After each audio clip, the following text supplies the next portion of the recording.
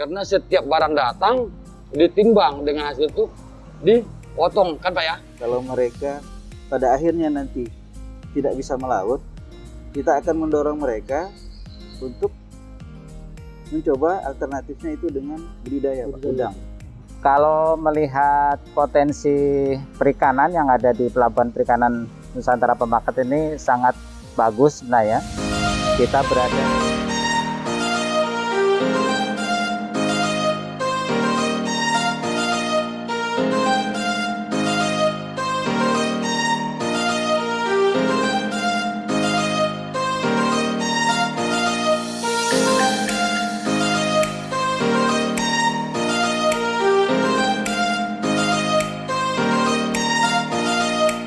Selamat siang pembaca Insight Pontianak dimanapun Anda berada. Senang sekali kita bertemu kembali dalam acara Insight Talk. Kali ini kita akan membahas mengenai memajukan ekonomi laut masyarakat pesisir Sambas. Seperti ketahui, Kabupaten Sambas memiliki 198 km garis pantai. Tentunya faktor geografis ini sangat menguntungkan bagi peningkatan hasil perikanan. Karena itu telah hadir di hadapan kita 3 narasumber. Narasumber pertama adalah Kepala Dinas Pemberdayaan Nelayan Kecil dan Perikanan, Peternakan dan Kesehatan Hewan Kabupaten Sambas, Pak Juni Hardi. Siang Pak. Narasumber kedua kita adalah Kepala Pelabuhan Perikanan Nusantara Pemakat, Bapak Sarwono. Nah, narasumber ketiga kita adalah Ketua Himpunan Nelayan Seluruh Indonesia Kabupaten Sambas, Bapak Bujang Juniardi. Ya. Kita langsung saja kepada narasumber pertama kita. Seperti kita ketahui Pak, Sambas memiliki garis pantai yang cukup panjang dan juga memiliki potensi perikanan. Nah, kira-kira dengan potensi itu, program-program apa saja yang kemudian sudah dilakukan oleh Dinas Perikanan di Kabupaten Sambas, Pak? Saya lebih sedikit Pak, saya Kepala Bidang Pak. Ya, Kepala. Oh maaf. Pemberdayaan nelayan kecil. Ya maaf, Kepala Bidang Pemberdayaan Nelayan Kecil, Dinas Perikanan. Iya Pak. Maaf. Oke. Memang dengan luas yang ada, itu kita memiliki 7 kecamatan pesisir. Kecamatan sungai. Jadi kalau untuk Sambas cukup lengkap Pak.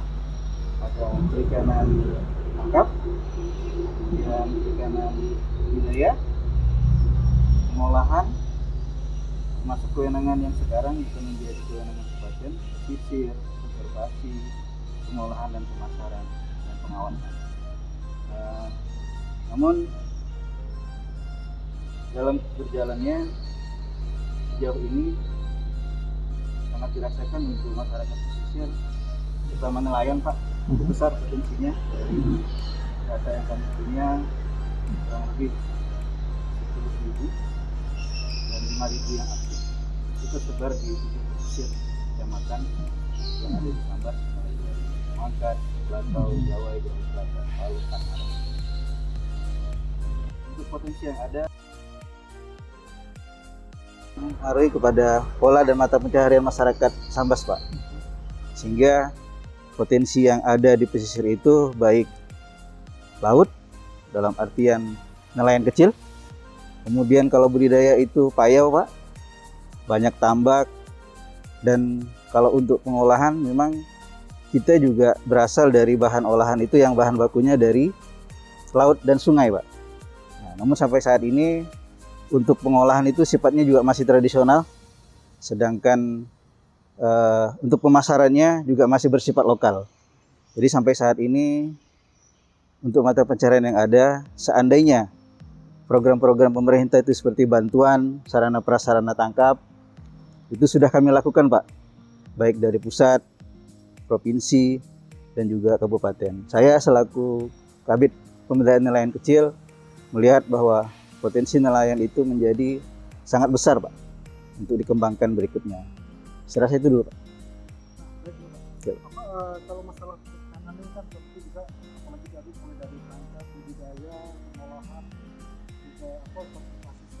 Ya. Artinya dari hulu sampai hilir. Ya. Nah, kemudian program-program strategis apa yang kemudian sudah dilakukan, misalnya mulai dari hulu seperti apa, kemudian hilirnya seperti apa, sehingga semua itu terkoneksi dalam bentuk mungkin produk pengolahan ikan, atau mungkin bahkan mungkin ada semacam pabrikah atau apa gitu Pak. Kalau untuk Sambas memang kategorinya masih tradisional Pak. Oke Pak. Dan bahan baku yang didapat juga memang masih kategorinya mentah gitu Pak. Belum diolah untuk sesuatu yang lebih ke depan. Tetapi pasar yang kita lihat misalnya untuk ikan-ikan laut itu untuk lokal pasarannya cukup baik Pak. Memang kami mengakui dengan adanya kewenangan yang ada, mungkin nanti Pak Kalabuh bisa menjelaskan lebih jauh. Untuk kabupaten kan dibatasi Pak. Jadi hal-hal terkait pemberdayaan dan kemudian sarana prasarana dalam mendukung tadi hulu dan hilirnya itu juga menjadi kontradiksi, karena tadi kewenangannya juga terkait pesisir, pengolahan pemasaran, itu memang di provinsi Pak. Provinsi. Jadi kami dari kabupaten pemberdayaan nelayan kecil dan pembudidaya kecil. Sehingga hal-hal program yang dalam mendukung tersebut, misalnya satu Pak, bantuan pukat, bantuan keranjang, kemudian perahu, mesin, yang jelas hal-hal yang bersentuhan langsung dengan nelayan untuk melakukan aktivitas di laut Pak. Jadi sarana prasarana itu juga menyesuaikan dengan kondisi kewenangan kami selaku kabupaten untuk masyarakat nelayan kecil yang memang masyarakat yang ada di kabupaten. Saya akan pindah ke Bapak Sarwono. Nah, di Sambas ada salah satu pelabuhan penting yang memang menjadi pusat penangkapan ikan gitu ya. Nah, sejauh ini nih kira-kira apa saja yang kemudian sudah dibuat program untuk masyarakat, terutama juga nelayan-nelayan kecil seperti apa misalnya. Terus juga bagaimana kemudian pemberdayaan itu dilakukan, seperti apa modelnya misalnya. Dan masalah-masalah apa yang kemudian terjadi biasanya di tingkat masyarakat itu Pak? Baik, terima kasih.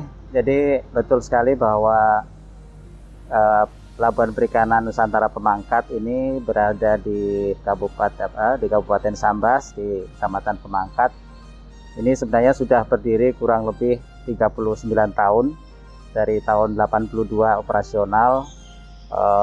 Tentu dari tahun ke tahun ingin terus melakukan tugas dan fungsi sesuai dengan apa yang ada di peraturan perundang-undangan.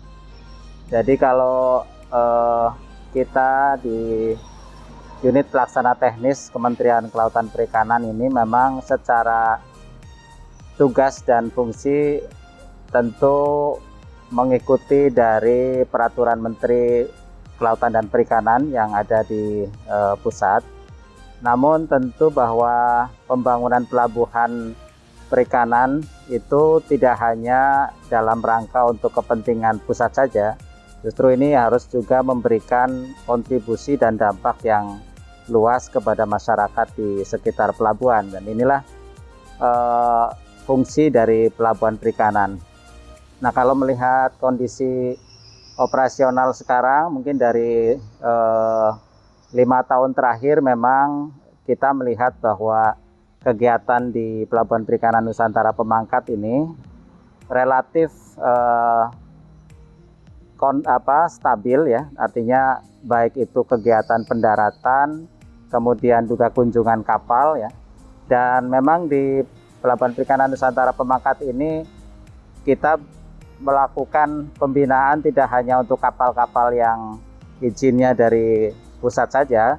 Jadi di Pelabuhan Perikanan Nusantara Pemangkat ini ada semua jenis kapal yang ada, dari nelayan kecil yang ukuran di bawah 10 GT ya, yang menggunakan biasanya berangkat pagi ya, kemudian pulang siang atau sore untuk one day fishing. Itu kemudian juga kapal-kapal yang berukuran yang di atas 10 sampai 30 GT yang menjadi kewenangan saat ini sesuai dengan Undang-Undang Pemda, semuanya ditarik ke provinsi, dan yang di atas 30 GT yang menjadi kewenangan kementerian. Nah, kalau melihat potensi perikanan yang ada di Pelabuhan Perikanan Nusantara Pemangkat ini sangat bagus sebenarnya. Kita berada di wilayah pengelolaan perikanan 711 ya, di wilayah Laut Natuna, Selat Karimata, dan Laut Natuna Utara ya. Tentu yang berbatasan langsung juga dengan wilayah Kepulauan Riau dan sebagainya. Ini potensi sumber daya ikannya kalau melihat secara umum di WPP itu memang potensinya kurang lebih 800.000 ton ya untuk satu wilayah perikanan. Dan kalau untuk wilayah Kalimantan Barat kalau nggak salah yang kemarin sempat juga dikomunikasikan dengan dinas provinsi mungkin sampai 100 sampai 200.000 ton per tahunnya. Sedangkan di Pelabuhan Perikanan Nusantara Pemangkat sendiri itu rata-rata kurang lebih dalam 1 tahun itu ada 9.000 sampai 12.000 ton per tahun dengan dominasi ikan-ikan pelagis kecil, Pak, seperti tongkol, kemudian layang, selar, ya, tenggiri. Yang dominan itu yang berada di Pelabuhan Perikanan Nusantara Pemangkat. Nah, dengan kondisi yang ada itu rata-rata memang kalau melihat jumlah aktivitas kegiatan yang ada di pelabuhan itu kurang lebih ada sekitar 2.000 lebih masyarakat yang beraktivitas ya, mulai dari ABK, kemudian pedagang, kios, kemudian yang ada di sana anak buah gudang, termasuk juga para penjual ikan yang mungkin mengambil ikan dari Pemangkat kemudian dijual ke kecamatan sampai ke wilayah sekitar Sambas itu yang beraktivitas. Nah, inilah yang menjadi tantangan saat ini. Memang yang pertama tentu bahwa nelayan yang ada yang di lingkungan PPN Pemangkat, kita dari sisi program tentu yang menjadi kewenangan pelabuhan dan turunan dari kementerian, tentu kita yang pertama harus mendukung program-program yang ada di kementerian. Yang pertama, program kementerian terkait dengan nelayan itu adalah bagaimana menjamin perlindungan terkait dengan nelayan. Mungkin juga di kabupaten juga sudah sama, bahwa setiap nelayan itu sebenarnya mereka diberikan perlindungan untuk terkait dengan keselamatan maupun aktivitas dia selama melakukan penangkapan.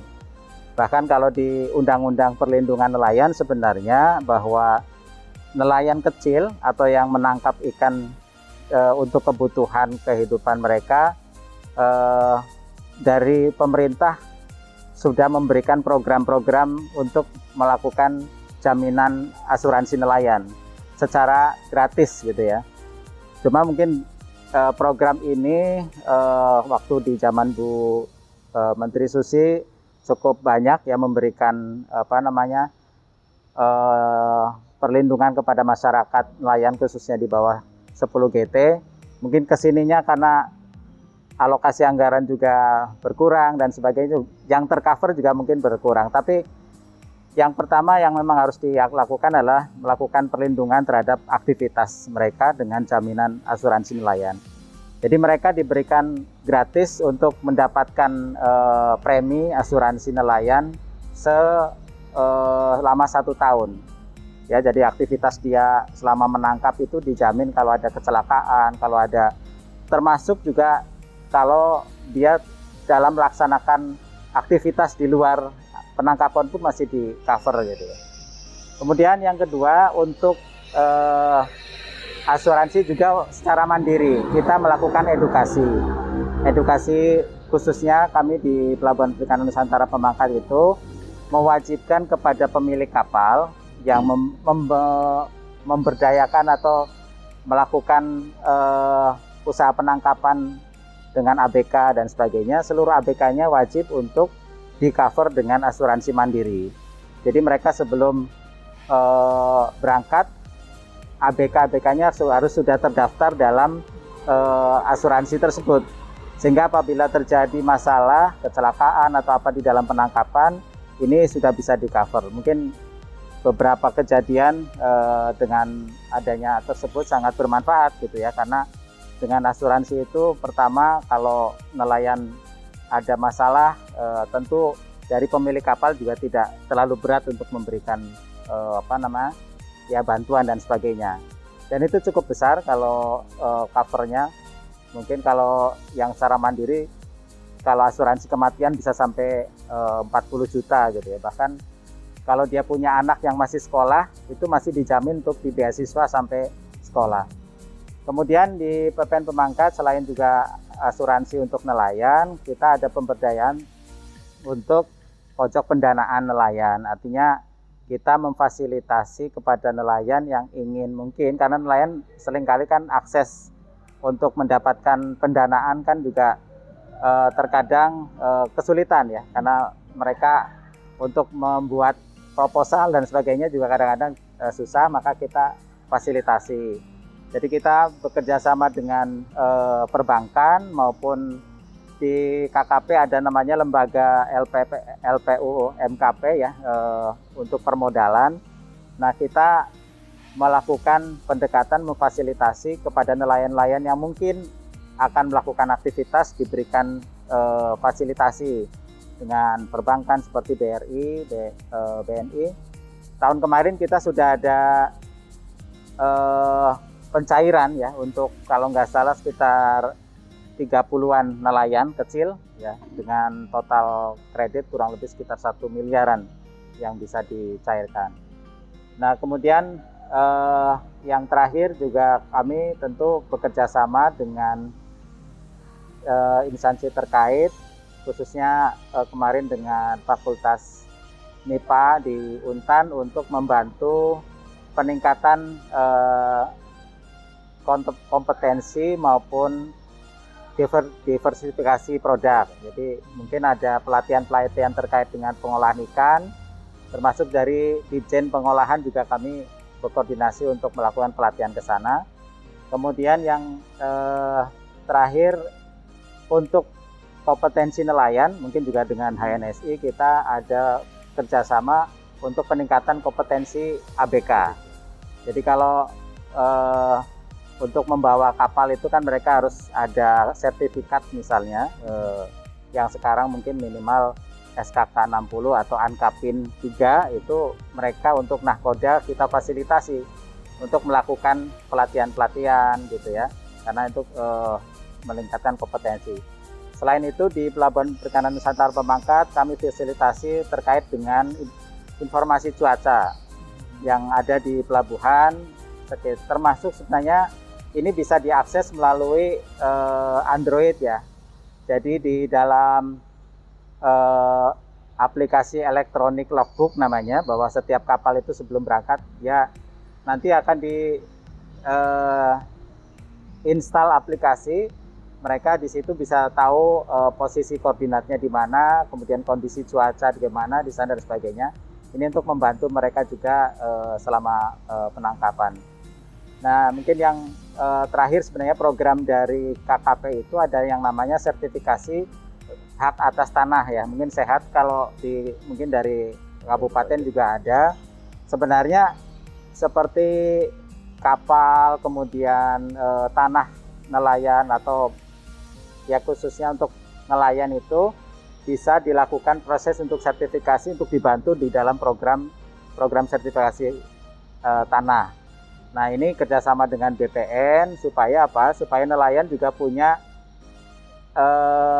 dokumen yang mungkin mereka miliki ya, khususnya tanah. Dan seringkali kan saat ini modal dari kapal maupun dari tanah mereka belum punya gitu lah, sertifikat dan sebagainya. Nah, kita bantu ke sana. Secara umum memang yang saat ini yang perlu dilakukan ya dengan kondisi saat ini, khususnya memang karena faktor pandemi yang menjadi permasalahan adalah kondisi pemasaran ikan yang saat ini mungkin agak terhambat ya, khususnya dari sisi harga ikan, kemudian juga proses untuk penjualan, karena sekarang di negara tetangga ya, termasuk juga negara tempat ekspor itu juga tertutup ya, ke Cina mungkin belum bisa terbuka, Malaysia belum bisa, sehingga produk perikanan kita masih hanya bisa dijual lokal ya, mungkin di sekitar Sambas, Pontianak dengan harga yang tentunya memang belum bisa terserap.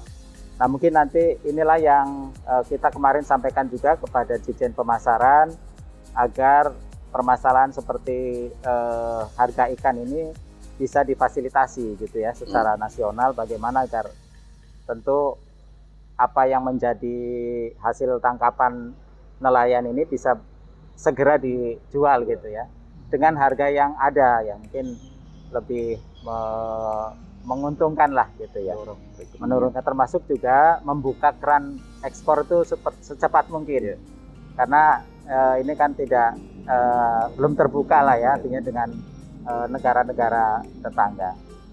Mungkin secara umum kurang lebih dari pelabuhan seperti itu. Kalau boleh tahu angkanya Pak, kalau misalnya tadi kan ada 9.000 sampai 12.000 ya. Itu kira-kira angkanya berapa per tahun untuk hasil perikanan itu Pak ya? Ya kalau dari total yang ada dari nilai produksi kurang lebih dari rata-rata itu sekitar 100 sampai 200 miliar per tahun. 100 sampai 200 ya, dari nilai produksi itu. Miliar setahun. Karena anggaplah misalnya rata-rata harga ikan misalnya 15.000 saja kali 12.000 atau mungkin 10.000 kali 12.000 apa namanya 12.000 kilo ya, atau 12.000 ton kali 10.000 harga ikan mungkin sekitar 120 miliar. Itu gitu. tadi rata-rata ikan pelais tadi Pak Ya, pelagis kecil. Pelais kecil lagi Ya, itu agak rata-rata betul, ya. betul. Oke. Dan itu memang yang perlu sekarang memang kita perlukan adalah bagaimana meningkatkan normalisasi lah pemasaran ikan yang ada di Pelabuhan Perikanan Nusantara Pemangkat, termasuk produk-produk yang ada di pelabuhan itu bisa dibuat mungkin diversifikasinya. Jadi misalnya kayak kemarin dari Fakultas MIPA membuat bagaimana membuat dimsum misalnya, atau membuat pengemasan yang lebih baik gitu ya, dengan merek yang bisa dipatenkan. Mereka bisa memfasilitasi misalnya dari nelayan Pemangkat ada produk kerupuk atau bakso atau apa, nah mereka bisa membuat bagaimana memfasilitasi merek dagangnya. Jadi merek dagangnya mungkin apa, nanti bisa dipasarkan, ini tentu lebih punya nilai lebih besar lagi gitu. Baik Pak, saya pindah ke Pak Bujang. Pak, tadi kita sudah mendengar langsung dari Pak Sarwono tentang program-program yang sudah dibuat oleh KKP dalam mensejahterakan petani, mensejahterakan nelayan misalnya kan, termasuk ada pendampingan, asuransi, pengolahan, juga termasuk misalnya apa pemantauan cuaca segala macam. Nah, ini apakah hal-hal itu kemudian sudah dimanfaatkan atau sudah ada dampaknya kepada nelayan atau bagaimana Pak? Terima kasih. Kalau dampak pada nelayan memang sudah terasa juga Pak, dalam arti di bidang kesehatan nelayan kita selama ini dengan adanya kerjasama BPJS Ketenagakerjaan dengan PPN Pemangkat, alhamdulillah ABK kita udah terjamin untuk keselamatannya.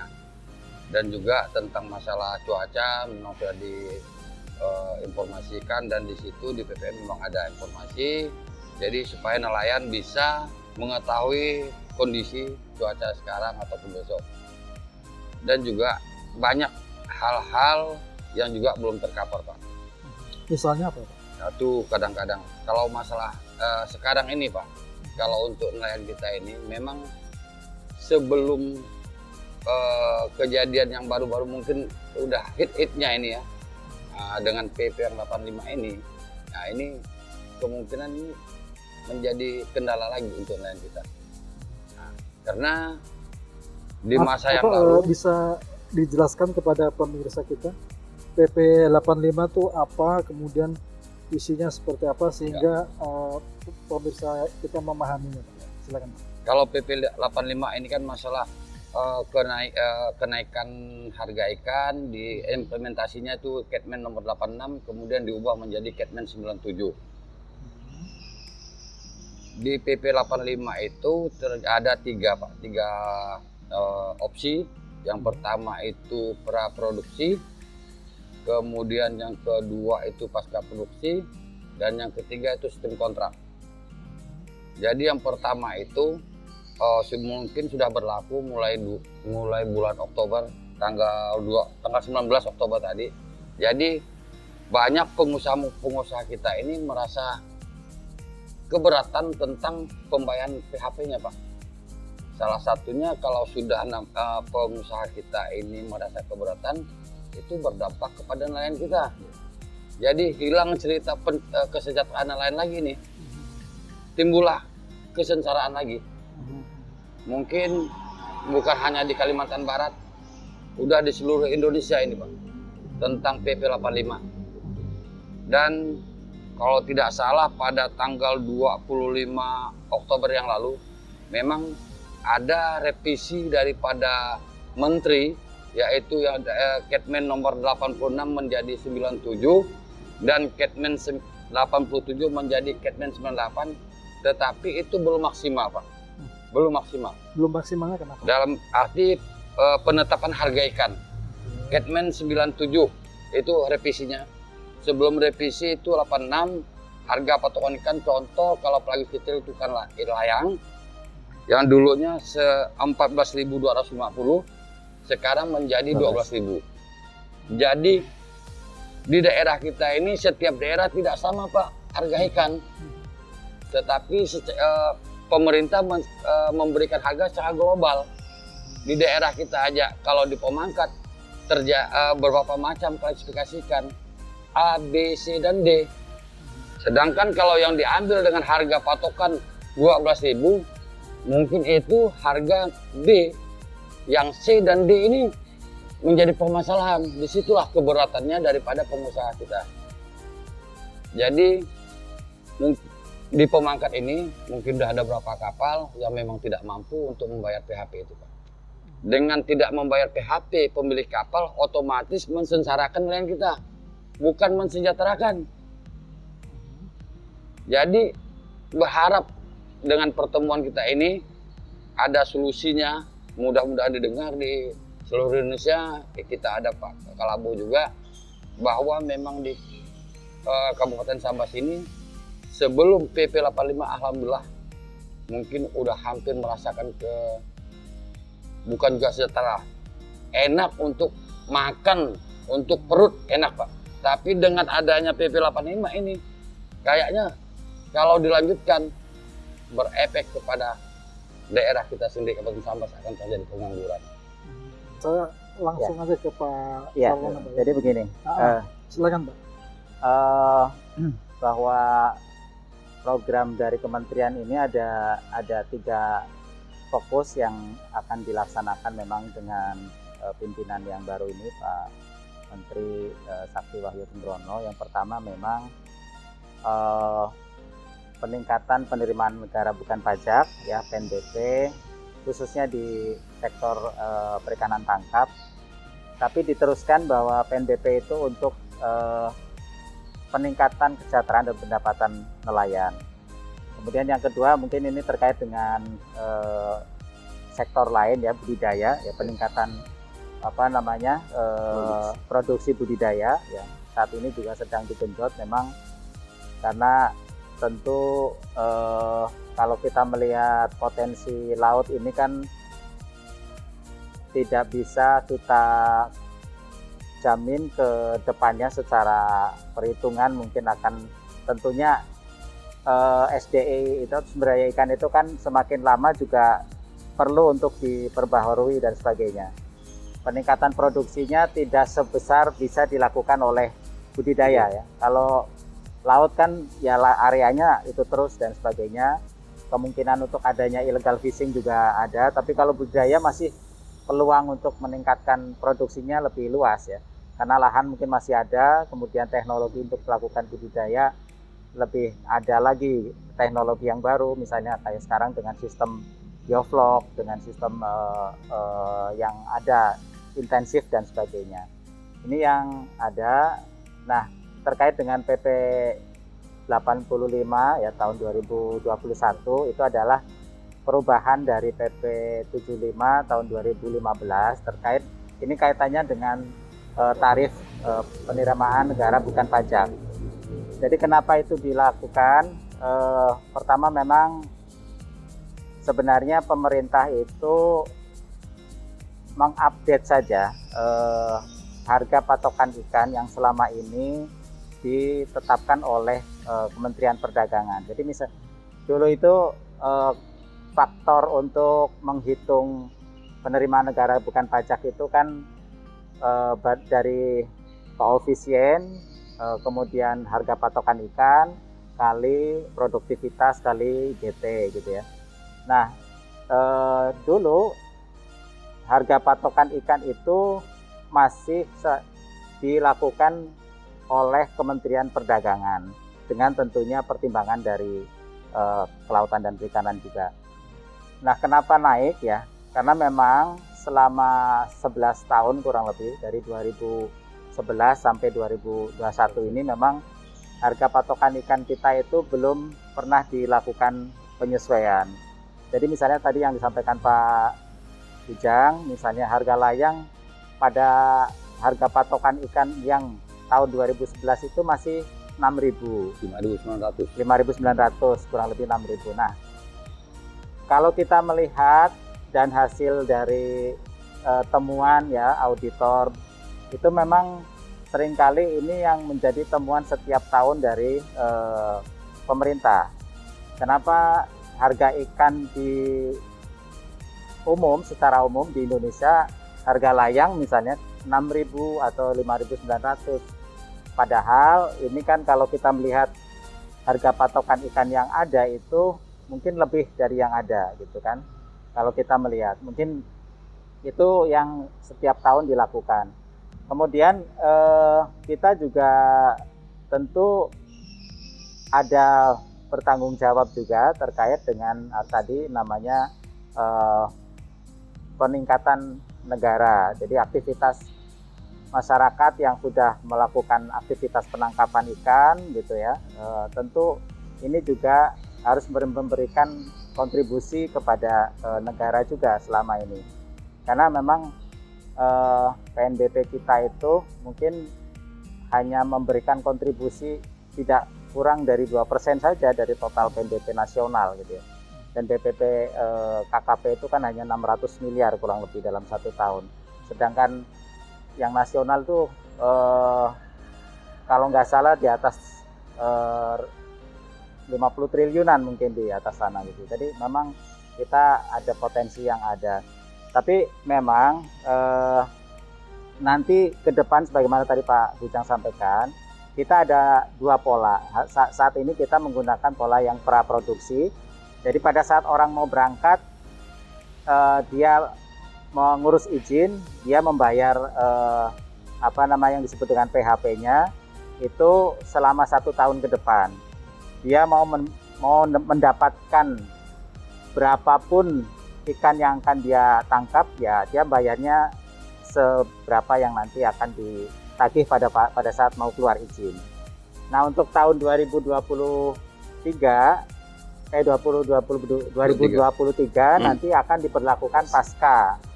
Jadi orang itu membayar setelah mereka mendaratkan ikannya di pelabuhan.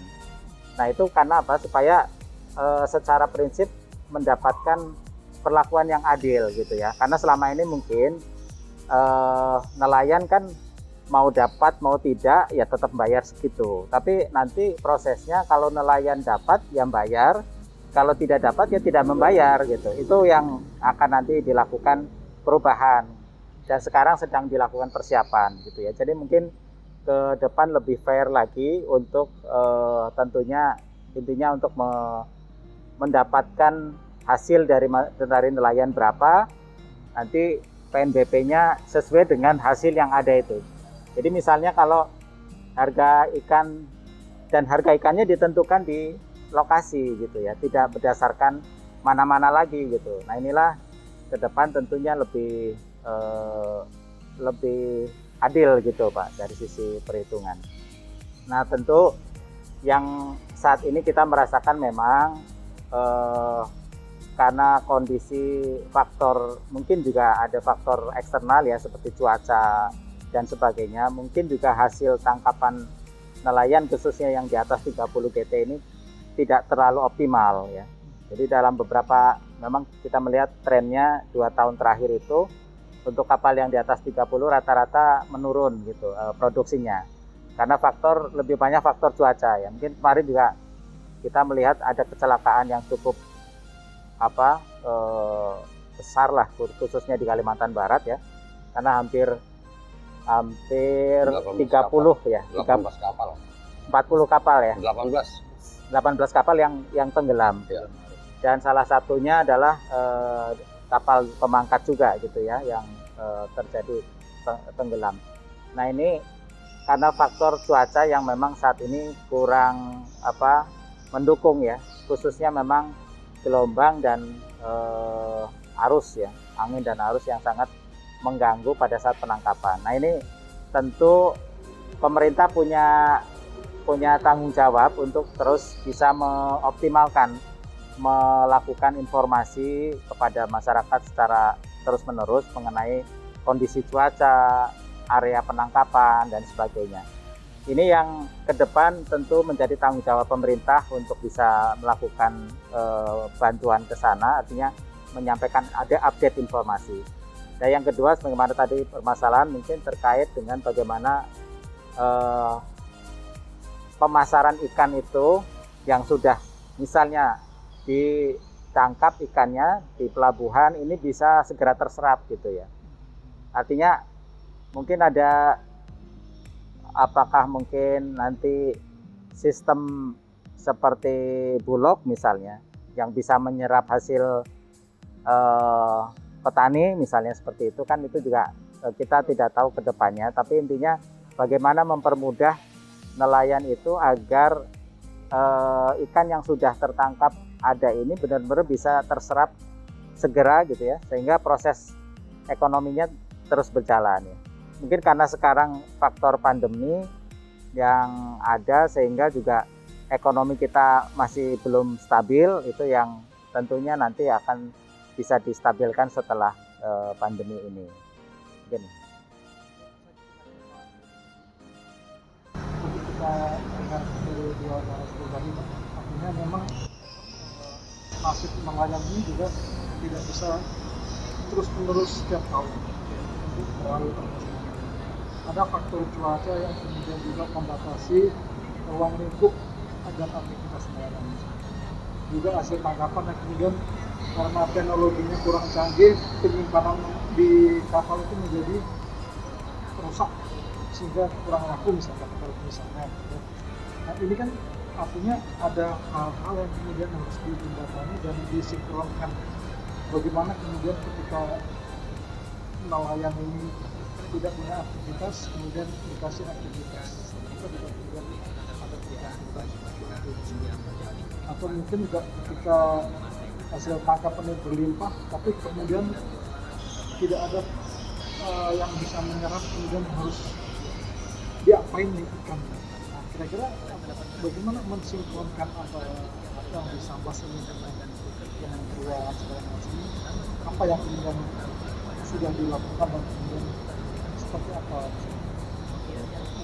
Jadi kalau terkait yang sudah dipaparkan beliau, memang dalam kapasitas yang besar. Kalau di kabupaten ini memang seperti yang Bapak sampaikan, mungkin kalau melihat sarana dan prasarana yang mereka miliki, itu pun kadang, mohon maaf, mungkin kualitas ikannya itu memang one day fishing Pak, 1 hari melaut. Jadi kami akan mendorong lewat kementerian, memang ada beberapa hal. Kemarin kita kedatangan Dirjen Peningkatan Daya Saing, Pak, produk kelautan dan perikanan. Itu memang konsentrasi mereka adalah sementara kemarin adalah klaster daya saing, sudah ditetapkan di Sambas terkait produktivitas untuk meningkatkan produktivitas perikanan di sektor budidaya, Pak. Itu memang salah satu mungkin dalam rangka seperti yang Pak sampaikan tadi, kalau mereka pada akhirnya nanti tidak bisa melaut, kita akan mendorong mereka untuk mencoba alternatifnya itu dengan budidaya, Pak, udang. Jadi kalau di Paluh kemarin karena sudah dikunjungi oleh Bu Dirjen, kita mendapatkan bantuan satu sarana prasarana dalam mendukung kegiatan pasca panennya, Pak. Ada pasca panen yang mobile, kemudian keranjang, dan sekedar informasi juga, mudah-mudahan kalau tidak ada halangan, izin Pak Kalabuh, Ya. kita mendapat alokasi untuk sentra kuliner, Pak, di Kabupaten Sambas. Itu tahun 2022. Ini sedang dalam tahap perencanaan dan mudah-mudahan tahun ke depan di Sambas, insya Allah lokasinya di dekat perkantoran, Pak. Ya. Jadi kalau sentra kuliner tadi, apakah makanan-makanan yang dihasilkan juga terkait dengan Hasil apa, perikanan. bahan-bahan dari ikan sendiri? Iya. Jadi itu menariknya, Pak. Jadi kami berharap mohon dukungan juga, Pak Iya, Kalabuh, betul. Pak Kujang, karena memang kami berharap pelaku-pelaku usaha perikanan nanti bisa eksis, Pak. Minimal itu tadi dalam rangka mungkin ke depan kita tahu, Pak, di nelayan sendiri juga masalah stunting juga menjadi isu yang sekarang di KKP juga mau didorong, Pak. Jadi salah satu mungkin dalam rangka mendukung gerakan makan ikan, gemar ikan. Memang sih secara khusus kalau di APBD kita memang terus menganggarkan, kemudian bekerja sama dengan Dinas Pemberdayaan Perempuan dan KB. Jadi biasanya kami bersama-sama, kalau tahun kemarin di Desa Pusaka, Pak. Tahun ini, maaf. Jadi hal-hal seperti itu kita bersinergi dan biasanya juga baik dari kementerian ataupun di pelabuhan juga punya visi yang sama. Yang lain kalau kami berpikir selain itu tadi, Pak, artinya kalau nelayan tidak melaut, harapan kami itu mereka bisa kita alihkan, tapi itu perlu kajian ya, Pak, ya. Memang kalau untuk mohon maaf nih, mengubah profesi dari nelayan kemudian menjadi pemelihara atau pembudidaya itu perlu kajian, Perlu Pak. waktu.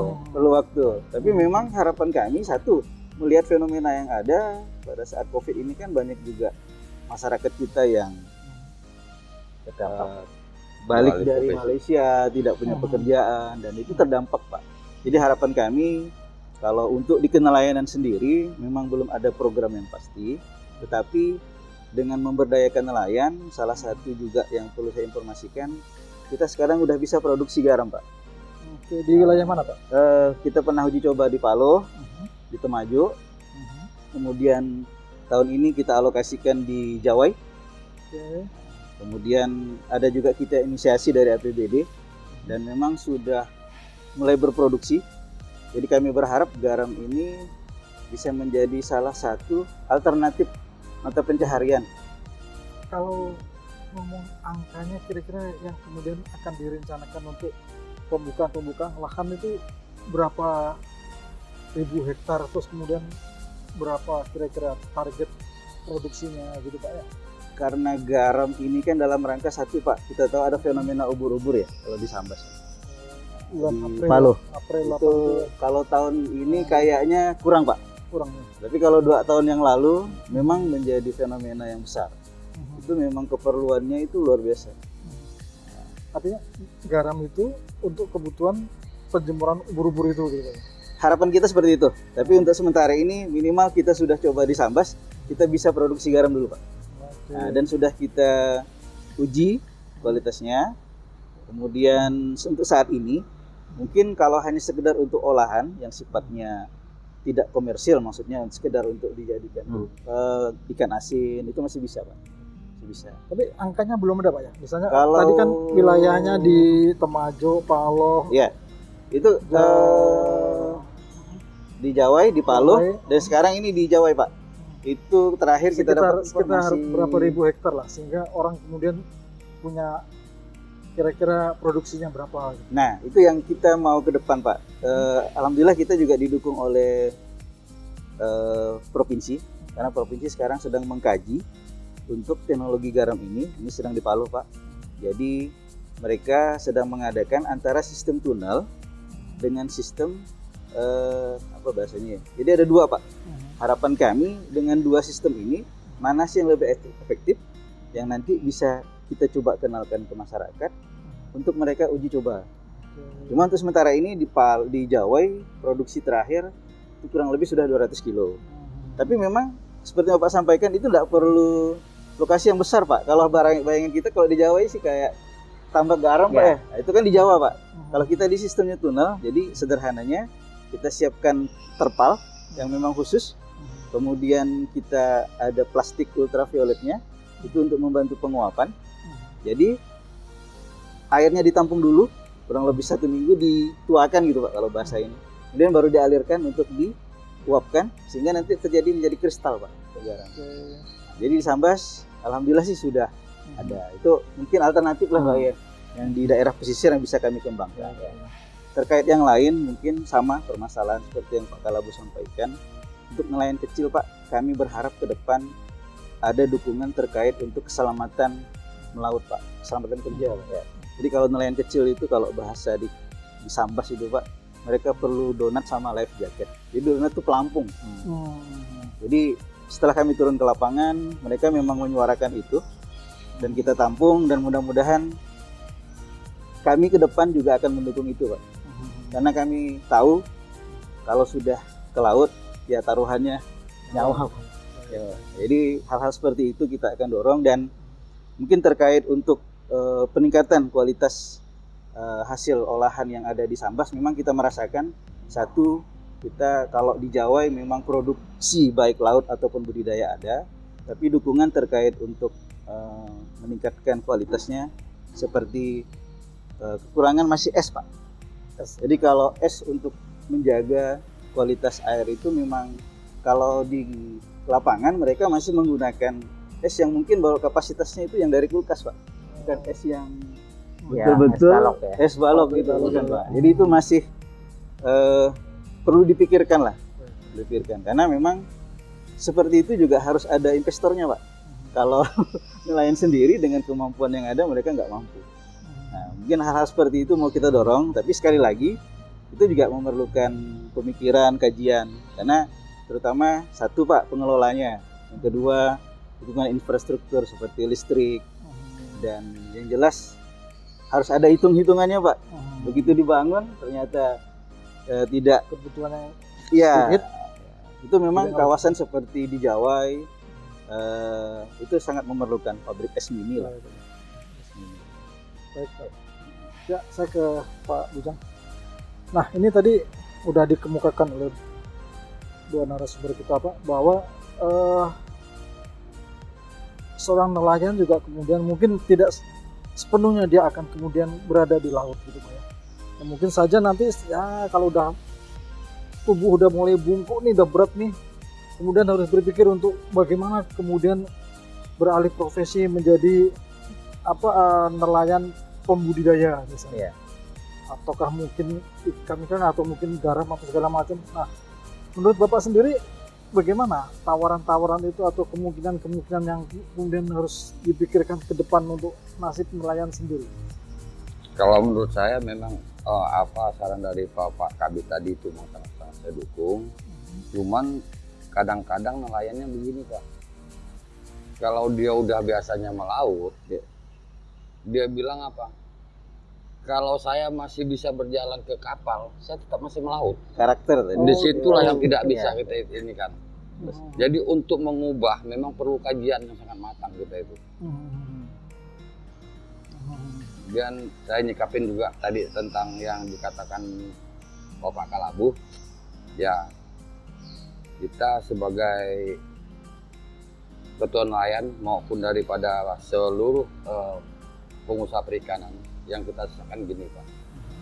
Pada masa 2 tahun ini kan Pak Kalabu tadi ngomong udah memang hasilnya kurang. Disitulah pemerintah menaikkan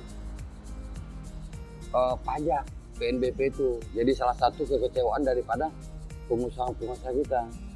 Kemudian yang dikatakan tadi masalah pada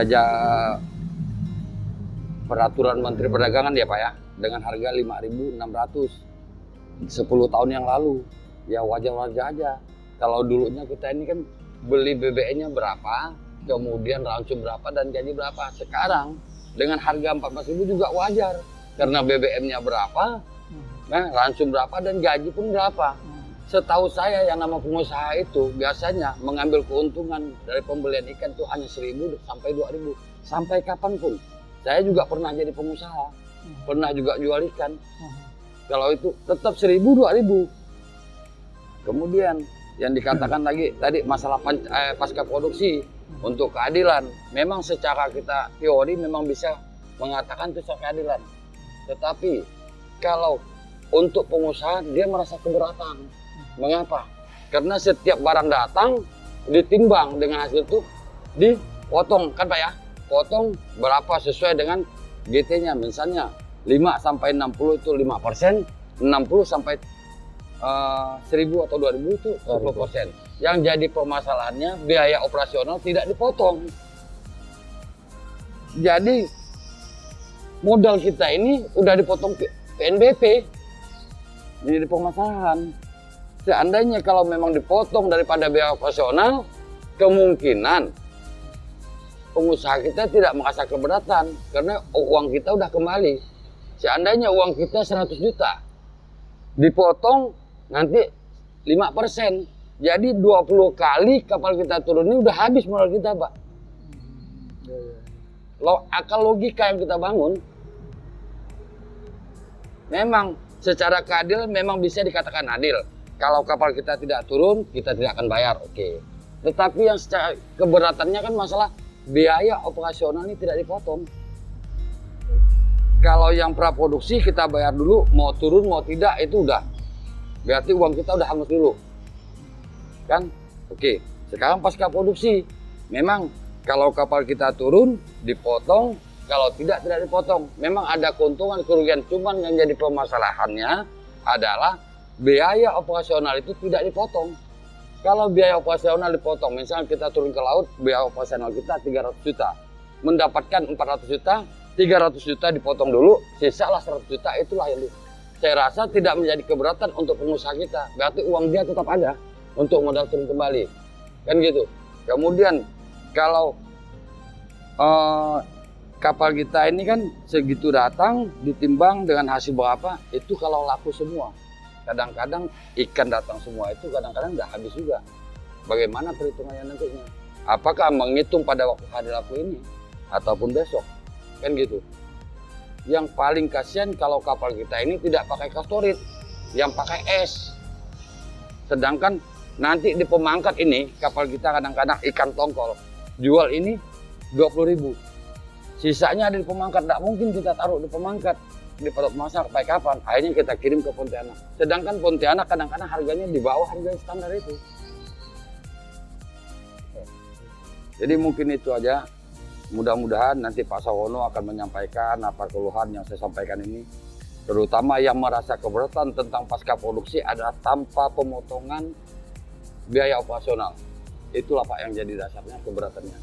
Karena kalau kita setiap dipotong dengan itu habis modal kita Pak, otomatis. Itu aja Pak. Baik, kita sesi terakhir singkat padat. Silakan Pak. Coba dulu. Ya. Ya. Sesi terakhir. Terima kasih. Mungkin sebelum ini menyampaikan terakhir ya, tentu pertama terkait menanggapi Pak Bidang, PNSI, tentu nanti kita aspirasi itu akan terus kita sampaikan ya, dan itu juga akan terus dikaji. Tentu pemerintah sudah menyampaikan analisa dan kajian mengapa menggunakan perhitungan tersebut ya, termasuk juga melakukan hal yang ada tersebut, perhitungan itu ke seluruh wilayah Indonesia ya, karena peraturan ini tidak hanya berlaku di Sambas saja ya. Tentu ini menjadi masukan untuk kajian dan kebijakan Kementerian Kelautan yang akan datang, prinsipnya bahwa tentu pemerintah ingin menyeimbangkan ya antara eksploitasi ikan yang sudah dilakukan penangkapan, juga memberikan kontribusi terhadap pendapatan negara gitu. Nah, yang tentu ke depan kita harapkan bahwa dengan program-program yang tadi dilakukan oleh Kementerian Kelautan dan Perikanan melalui kami di PPN Pemangkat, ini bisa terus dijalankan, bisa terus dikembangkan, bahkan ditingkatkan ya, khususnya memang terkait dengan cover asuransi nelayan tadi yang untuk masyarakat nelayan kecil khususnya bisa diberikan ya, kerjasama dengan dinas. Dan saya masih berharap bahwa tentu mulai bisa lah ke depan ikan-ikan yang ada di Sambas ini bisa terus dipasarkan lebih jauh gitu ya ke masyarakat di seluruh Indonesia dengan hasil olahan dan sebagainya yang lebih bermanfaat, lebih banyak, mutu lebih baik. Nah, termasuk kalau bisa ya memang kemarin kita ingin merintis bisa melalui ekspor pertama dari Sambas, karena ikan itu belum pernah diekspor dari Sambas ya. Nah, ini kemarin kita berkoordinasi dengan Dinas Perindustrian Perdagangan ya untuk bisa memfasilitasi agar perbatasan Aro ya bisa dibuka atau Intikong dan bisa langsung ekspor dari Sambas. Ini kan akan memberikan kontribusi selain juga untuk pemerintah pusat, juga daerah juga gitu. Nah, ini mudah-mudahan nanti bisa didorong bersama dinas ya, HNSI, kemudian juga perdagangan. Kemarin sudah membuka ya, mudah-mudahan setelah pandemi ini bisa turun terus ya, ini bisa normal sehingga kita dorong ikan-ikan yang ada di Pemangkat ini atau di Sambas khususnya dari laut ini bisa diekspor gitu ya secara langsung. Baik. Silakan. Baik, terima kasih. Dari dinas sendiri paling tidak seperti yang sudah sampaikan Kak Labuh, kami sama Pak konsentrasi terhadap pemberdayaan dan perlindungan nelayan.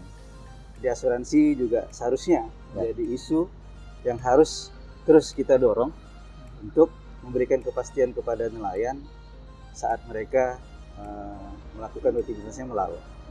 Kemudian untuk pemberdayaan kami berharap ke depan memang terkait kewenangan itu membatasi, namun kami yakin dengan kolaborasi dengan Kalabu kemudian beberapa dinas terkait, kami berharap ada dorongan untuk pemberdayaan masyarakat pesisir. Misalnya kalau di Selakau itu kan terkenal dengan olahan amplang, ikan asin, ikan kering. Jadi kami berharap yang tadi komoditasnya bisa mendukung juga visi misi Bupati sekarang, yaitu One Village One Product. Jadi satu desa dia punya produk unggulan. Harapan kami juga seperti itu. Kemudian tidak lupa bahwa di kabupaten juga akan mencoba Pak. Kami akan memetakan potensi-potensi baik itu ikan yang memang menjadi kewenangan di wilayah tangkap kami, sehingga kami bisa memetakan alat tangkap apa sih sebaiknya yang memang bisa dalam rangka itu tadi Pak. Memang kewenangan terkait tadi yang PP 85 itu berimbas langsung kepada masyarakat nelayan yang di Kabupaten Sambas. Kami berharap ada solusi terbaik lah buat masyarakat Kabupaten Sambas sehingga mereka tetap bisa eksis sebagai nelayan. Dan terakhir, kami berharap talkshow ini juga bisa mengupas hal-hal yang mungkin yang sifatnya interaktif, yang bukan hanya di dunia kenelayanan Pak ya, tapi menjadi sinergi kalau itu memang bisa menjadi mata pencaharian alternatif nelayan Pak. Artinya bukan hanya masalah di Kabupaten Sambas saja Pak ya. Jadi hal-hal yang seperti itu mohon nanti kita bisa mendapatkan masukan, saran dari narasumber yang bisa memberikan warna bahwa di pesisir ini walaupun kewenangannya dibatasi, tetapi hal-hal lain Pak, misalnya mangrove itu kan memang belum disentuh sama sekali. Tetapi itu banyak dilirik sekarang menjadi edukasi pariwisata. Dan dengan keterbatasan kami yang ada, mungkin juga potensi di Sambas adalah potensi sungai Pak. Memang beberapa event di kami di Kabupaten Sambas sering mengadakan lomba mancing Pak, itu tingkat desa, tetapi ternyata antusiasnya luar biasa dan masih ada potensi komoditas udang galah Pak. Jadi udang galah itu masih ada di Sambas, dan ke depan kami akan tetap berkomunikasi dengan KKP bagaimana agar udang galah ini bisa didorong untuk menjadi salah satu komoditas yang bisa dikembangkan berikutnya. Saya rasa itu saja Pak. Baik, makasih Pak. Silakan Pak Junardi. Baik. Kalau dari saya sebagai Tuan Esi, apa yang diharapkan sekarang adalah satu, saya berharap kepada pemerintah untuk tidak lain dan tidak bukan hanya pencabutan PP 85 serta implementasinya atau dikaji ulang, karena salah satunya tujuan pemerintah akan mensejahterakan nelayan. Kalau memang itu berlakukan, insya Allah nelayan tidak akan sejahtera. Sampai sekarang juga nelayan belum ada yang sejahtera Pak, hanya cukup makan. Hanya bahasa yang mengatakan mensejahterakan nelayan, padahal nelayan hanya cukup makan. Apalagi dengan adanya peraturan-peraturan yang sekarang ini. Jadi saya berharap sebagai Tuan Esi, mudah-mudahan pemerintah cepat mengambil sikap untuk mencabut atau mengkaji ulang PP 85 dan implementasinya. Seandainya tidak akan terjadi pengangguran yang besar di daerah kita ini Pak. Mungkin itu yang dapat saya sampaikan. Sekian dan terima kasih. Ya, demikianlah pemirsa Inside Talk dimanapun Anda berada. Indonesia sebagai negara maritim memiliki potensi yang besar dalam bidang perikanan, dan pemerintah juga sudah berupaya untuk melakukan intervensi program terhadap para nelayan. Namun di satu sisi ada peraturan-peraturan yang dianggap membatasi pendapatan nelayan. Karena itu butuh sinergi semua pihak, bagaimana kita kemudian bisa mensejahterakan semua nelayan, dan kemudian tentu saja ini akan meningkatkan kemakmuran bagi masyarakat Sambas khususnya dan juga bangsa Indonesia pada umumnya. Demikianlah bincang-bincang kita kali ini. Sampai di sini, selamat sore. Terima kasih.